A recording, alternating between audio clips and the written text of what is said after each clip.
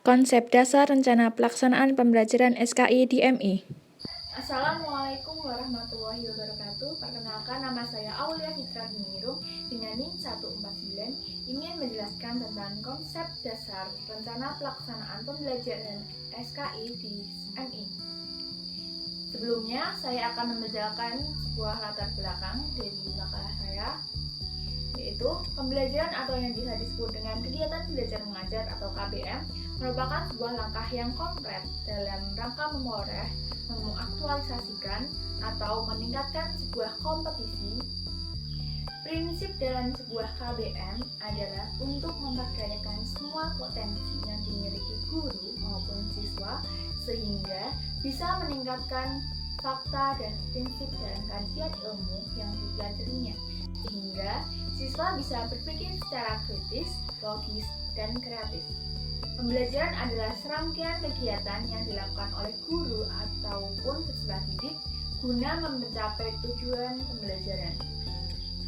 Kemampuan dalam merencanakan pembelajaran diperlukan supaya pembelajaran yang dilakukan terarah dan tujuan pembelajaran dapat dicapai. Jadi, bagaimana gambaran dari kegiatan pembelajaran yang akan diterapkan di kelas sangat tergantung pada apa yang telah dituangkan guru dalam RPP. Dengan demikian, dapat dipahami bahwa RPP pembelajaran merupakan rancangan pembelajaran mata pelajaran per unit yang akan diterapkan guru dalam pembelajarannya di kelas. Salah satu pihak yang paling berperan penting dalam pembuatan RPP adalah guru. Setiap guru mata pelajaran pada satuan pendidikan dituntut untuk memahami secara benar mengenai kurikulum yang berlaku, karakteristik peserta didik, fasilitas, dan sumber daya yang ada, sehingga mampu menyusun rencana pembelajaran dengan baik.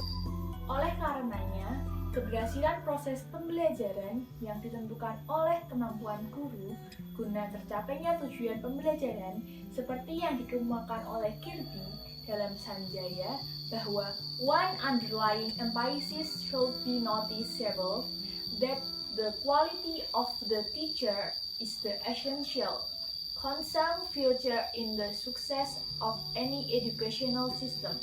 Kualitas seorang guru dalam kegiatan pembelajaran dapat dilihat dari bagaimana guru tersebut mempersiapkan perangkat pembelajaran sesuai dengan standar yang telah ditetapkan dan berupa seberapa baik pelaksanaan dalam proses pembelajaran. Oleh karena itu, kemampuan membuat RPP merupakan langkah awal yang harus dimiliki guru dan calon guru sebagai muara dari segala pengetahuan, teori, keterampilan dasar, dan pemahaman yang mendalam tentang objek belajar dan situasi pembelajaran. Pengertian rencana pelaksanaan pembelajaran. Yani ingin menjelaskan tentang pengertian rencana pelaksanaan pembelajaran. Rencana pelaksanaan pembelajaran atau RPP adalah rencana yang menggambarkan prosedur dan pengorganisasian pembelajaran untuk mencapai satu kompetensi dasar yang ditetapkan dalam standar isi dan dijabarkan dalam silabus. RPP atau Rencana Pelaksanaan Pembelajaran merupakan pembelajaran tatap muka untuk satu pertemuan atau lebih. Secara praktis dapat disebut sebagai skenario pembelajaran. Dengan demikian, RPP merupakan pegangan bagi guru untuk menyiapkan, menyelenggarakan, dan mengevaluasi hasil kegiatan belajar dan pembelajaran. Secara umum, kalau dilihat dari konteks pengertian RPP yang telah saya jelaskan tadi, sangat jelas terlihat bahwa karakteristik perencanaan pembelajaran meliputi 3 hal. Yang pertama yaitu merencanakan pembelajaran yang merupakan hasil dari proses berpikir. Artinya, suatu rencana pembelajaran disusun tidak asal-asalan dan akan tetapi disusun dengan mempertimbangkan segala aspek yang mungkin dapat berpengaruh, di samping disusun dengan mempertimbangkan segala sumber daya yang tersedia yang dapat mendukung terhadap proses pembelajaran. Yang kedua, perencanaan pembelajaran disusun untuk mengubah perilaku siswa sesuai tujuan yang ingin dicapai. Ini berarti fokus utama dalam proses pembelajaran adalah tercapainya sebuah tujuan. Dan ketiga, perencanaan pembelajaran berisi tentang rangkaian kegiatan yang harus berisi tentang rangkaian kegiatan yang harus dilaksanakan untuk mencapai tujuan. Oleh karena itu, perencanaan pembelajaran dapat berfungsi sebagai pedoman dalam mendesain pembelajaran sesuai dengan kebutuhan. Tujuan dan manfaat RPP SKI DMI. Jadi di sini saya akan menjelaskan tentang tujuan dan manfaat RPP, yaitu ada beberapa tujuan dan manfaatnya, antara lain yaitu mengembangkan kreativitas dan inovasi guru dalam membuat RPP. Yang kedua yaitu menampilkan karakteristik RPP sesuai dengan kondisi lingkungan sekolah. Yang ketiga, mengembangkan serta meningkatkan profesionalisme guru.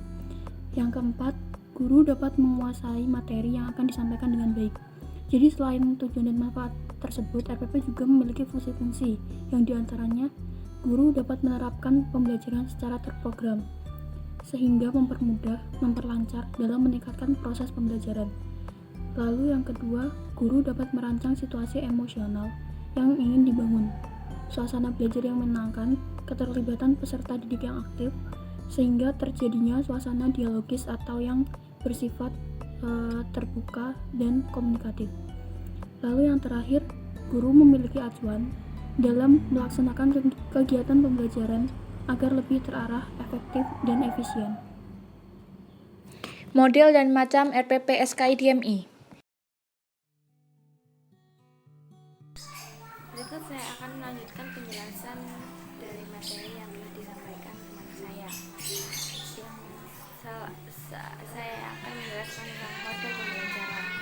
Model pembelajaran adalah suatu perencanaan atau suatu pola yang digunakan sebagai pedoman dalam merencanakan perangkat-perangkat pembelajaran, termasuk di dalamnya ada buku, film, komputer, kurikulum, dan lain sebagainya.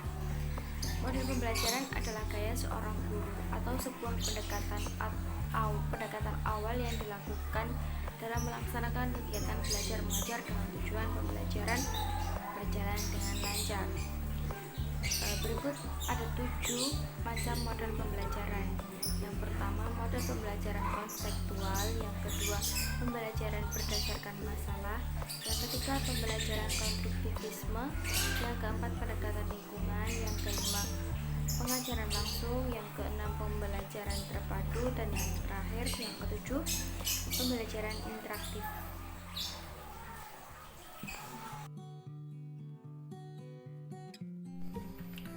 Selanjutnya adalah D. Langkah-langkah penyusunan RPP. Langkah-langkah penyusunan RPP ada 7. 1. Mencantumkan identitas. 2. Mencantumkan tujuan pembelajaran. 3. Mencantumkan materi pembelajaran. 4. Mencantumkan metode pelajaran. 5. Langkah-langkah pembelajaran. 6. Mencantumkan sumber belajar. 7. Dan terakhir adalah penilaian. Saya sudah sediakan gambar berikut. Langkah-langkah penyusunan RPP nomor 1 adalah mencantumkan identitas. Kita kalau menentukan rencana pelaksanaan pembelajaran RPP, yang pertama adalah mencantumkan identitas. Kita harus mengetahui di mana kita mengajar dan kita mengajar apa, kita harus tahu. Identitas, mencantumkan identitas di gambar berikut ini adalah nama sekolah MI Sumeragung Lego Bilali, mata pelajaran SKI kelas 4. Langkah yang kedua adalah mencantumkan tujuan pembelajaran atau dapat disebut kompetensi dasar. Berikut kompetensi dasar di gambar ini adalah menguasai standar kompetensi dan kompetensi dasar mata pelajaran SKI MI. Langkah ketiga adalah mencantumkan materi pembelajaran atau indikator. Indikator ini adalah proses di mana kita akan mencapai tujuan, yaitu kompetensi dasar. Jadi indikator ini adalah proses bagaimana kita dapat mencapai tujuan pembelajaran. Selanjutnya langkah keempat adalah mencantumkan metode pembelajaran. atau dapat kita tulis pengalaman belajar. Bagaimana kita ingin menyampaikan materi kita, atau metode apa yang kita inginkan supaya anak-anak dapat menerima dengan baik.